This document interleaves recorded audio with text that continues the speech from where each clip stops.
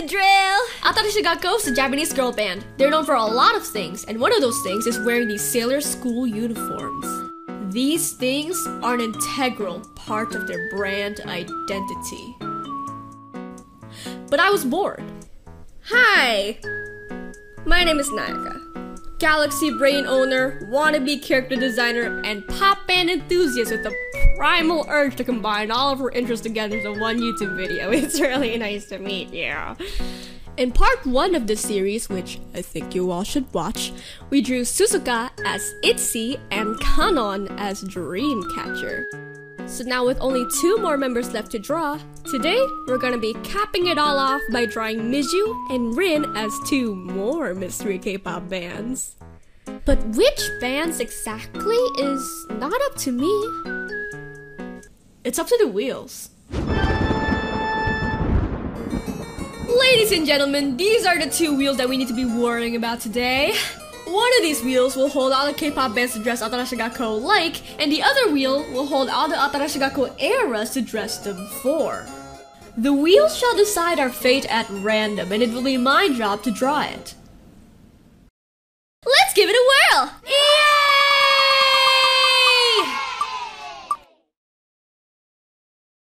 Alright, Miju's up first, and we're dressing her like Twice for the Atarashi Gakko 2020 releases era. Now, Twice has quite the range whenever it comes to outfits. Like, it always differs from era to era, and sometimes even from one stage to another. Already, we're given such an open field to work with. So, around here, we could be looking at Miju's personal style and the songs themselves to hopefully help narrow down our mound of choices. Let's start with the songs. So maybe this is a bit of a stretch, but I noticed that each of these 3 songs sound like they might have come from a different form of nostalgia. Otona Blue obviously takes a lot of its stylistic influence from the 1980s. Que Sera Sera musically sounds a lot like a fun road trip memory with your friends. And Koibumi kind of sounds like something that I'd hear on a DDR machine at a time zone in 2010. In addition to all that, Miju's personal style seems to have a kidcore-like quality to it. Like, if you've scrolled AG Pinterest, like, at all, you might have come across these pictures of Miju, I think, working at 6% Doki Doki head to toe in Harajuku. However, you'll notice that now in her 20s, Miju's style has kind of toned down quite a bit.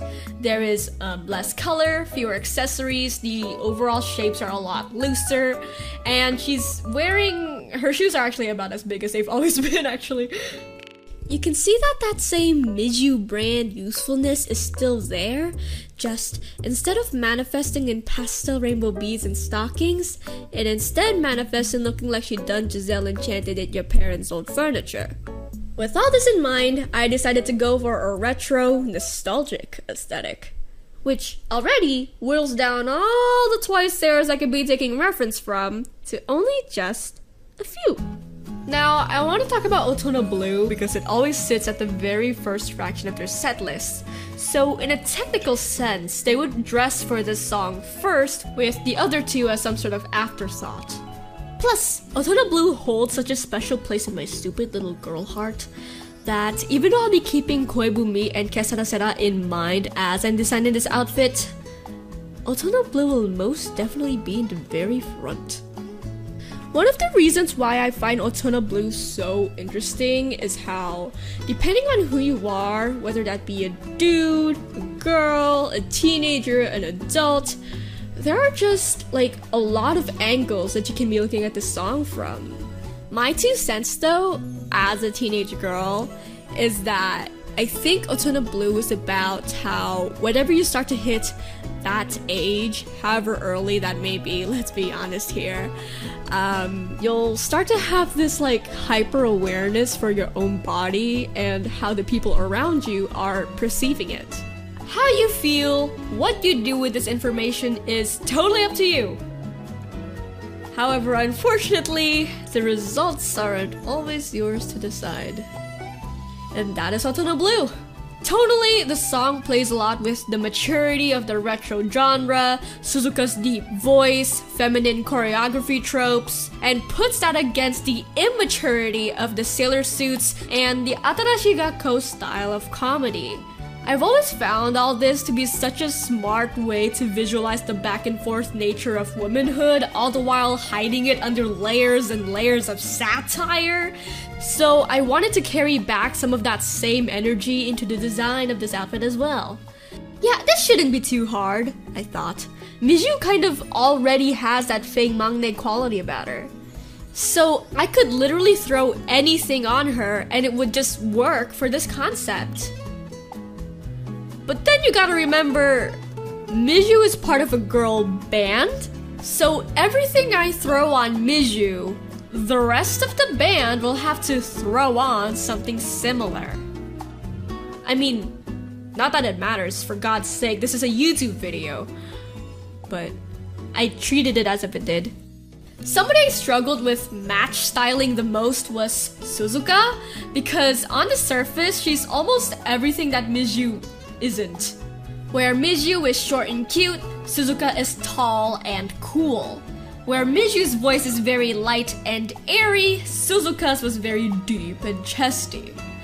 So when my initial idea was to do suits and ties like in the Eyes Wide Open concept photos, I realized that where business attire would look almost ironic on Miju, it would almost work too well on Suzuka. And then we would run into the problem of how, like, it would only cater towards the maturity of the concept, all the while completely ignoring the immaturity of it. So I was like, scrap this, we need something more neutral. And that was when I came across these pictures of Tsui, Sana, and Momo.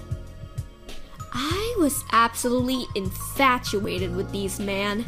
Like, I just love the way that they're neither too sophisticated nor too cute. And I love the way that they were just so simple, they got the point across, so I felt like a combination of the three should add or subtract hard edges from wherever, whichever an Atarashi Gakko girl needed it.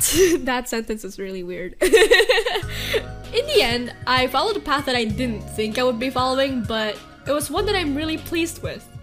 It's simple, straightforward, versatile, just the way that Mama likes it.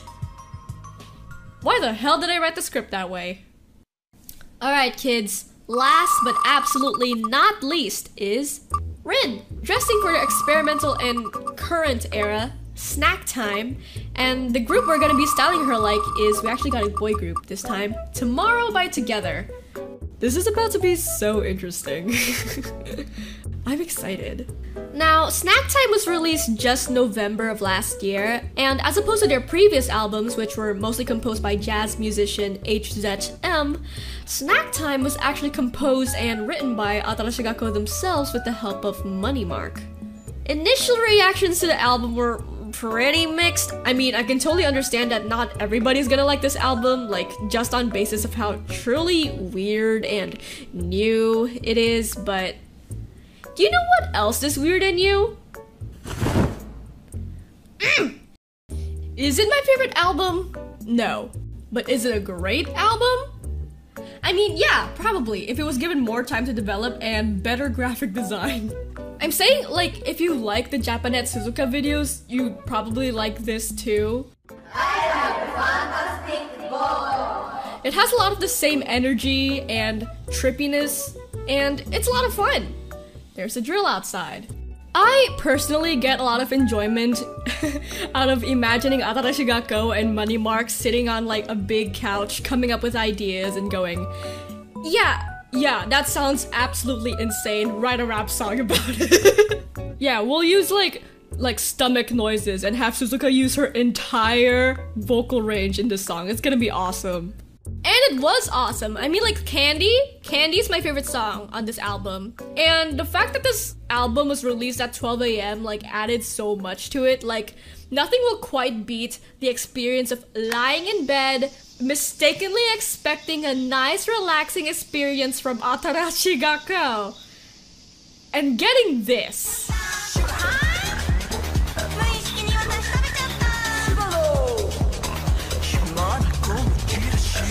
got no idea what the hell they laced that song with, but it gave me something very akin to an asthma attack, and I thought I was about to die.